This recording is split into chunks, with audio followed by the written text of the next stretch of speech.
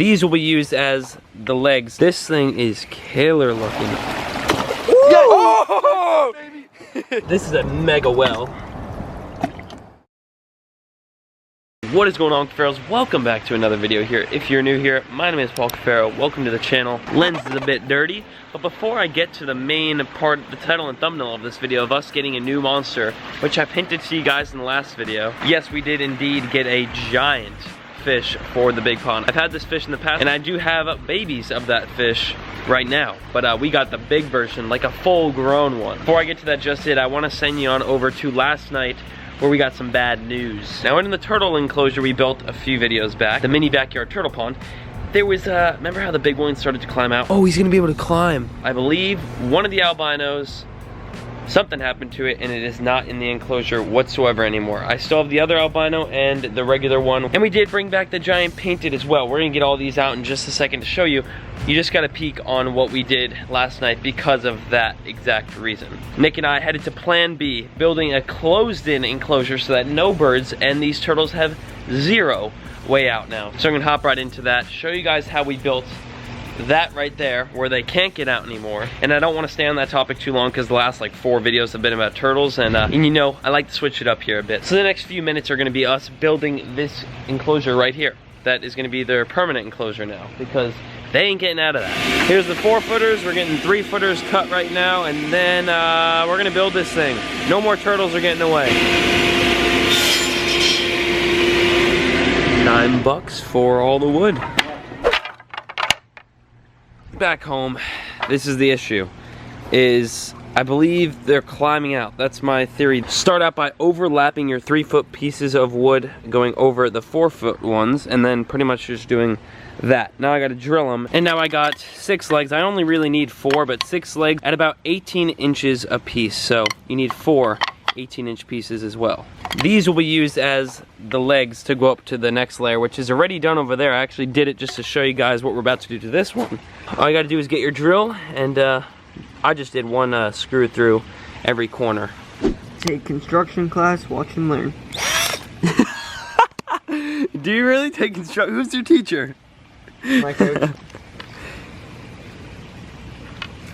Alright, now the legs need to go on, so I gotta find a screw that's long enough, because we're just working off of pretty much what we could find here. So what we do is we just screwed this 18-inch long piece of wood to the side of our main like square right here, on the side of every single corner. And now all we gotta do is, since this is already tied together, is lay this literally, boom, on top. Hopefully that makes sense. Just like that.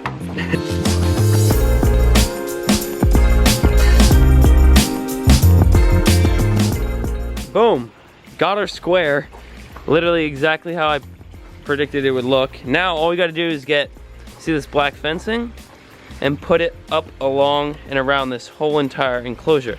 That will allow these turtles to literally be trapped inside this box and not be able to get eaten or run away themselves.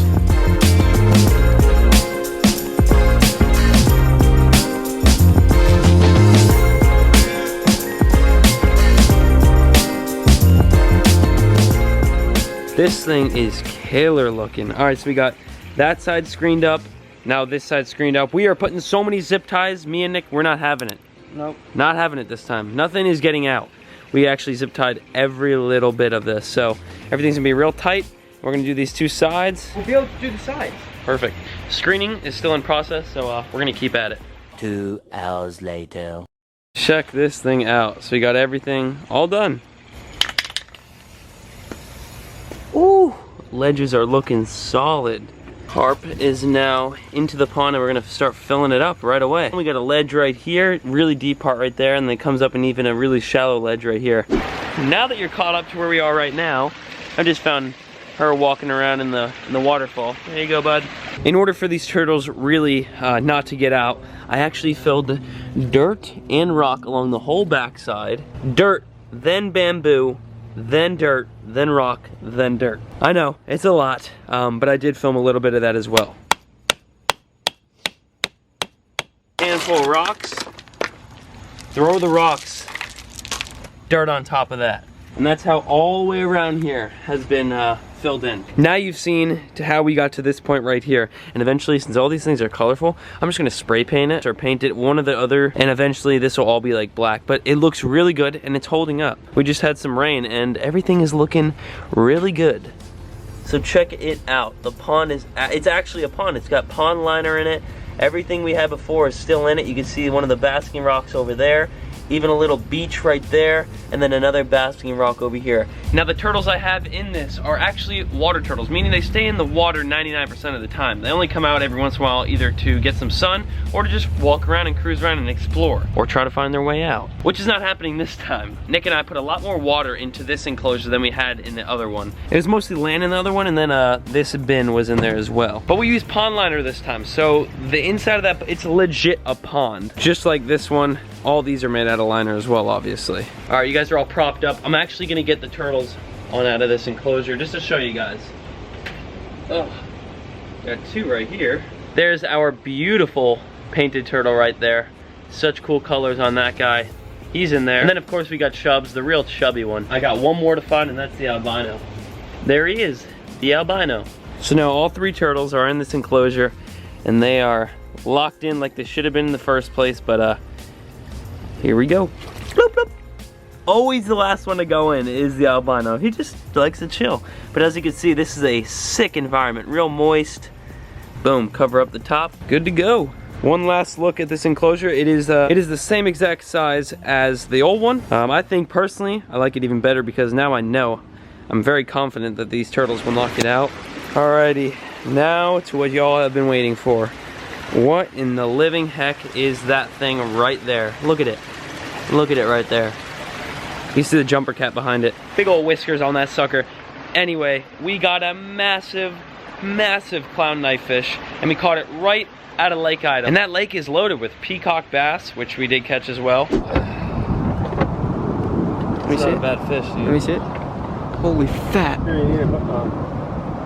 Dude, that thing was munching on shad, bro. 2 seconds. Literally first bait, 2 seconds out. That is a fat fish right there. Let's get him back. It's a male. And then the knife fish, which we ended up bringing home. Initially, I wasn't gonna bring that fish home, but then I thought to myself, wow, how sick would that look inside the big pond with Thump? And we only had Thump and the gar in there. There's only 2 fish in that big old pond.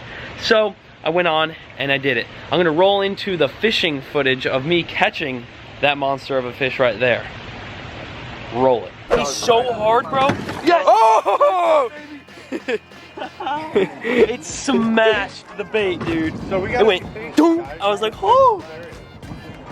Check this out. So right now it's swimming backwards. That's what they do. See it? See it back there? Oh! So sick. Rip and drag, dude. Whew. I just got broke off. I was rigging up. Dude. They fight so hard, dude. Oh my. It's a freaking nice one. You call one of those? Oh my, year. This is our first time fishing in a year on Lake Ida.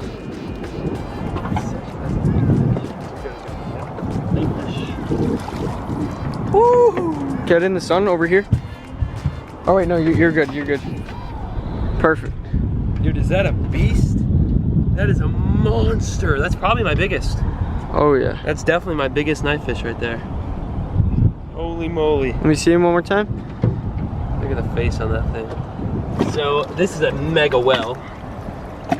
And these are probably the hardiest, most strong fish you'll ever see in your life. They are beyond strong.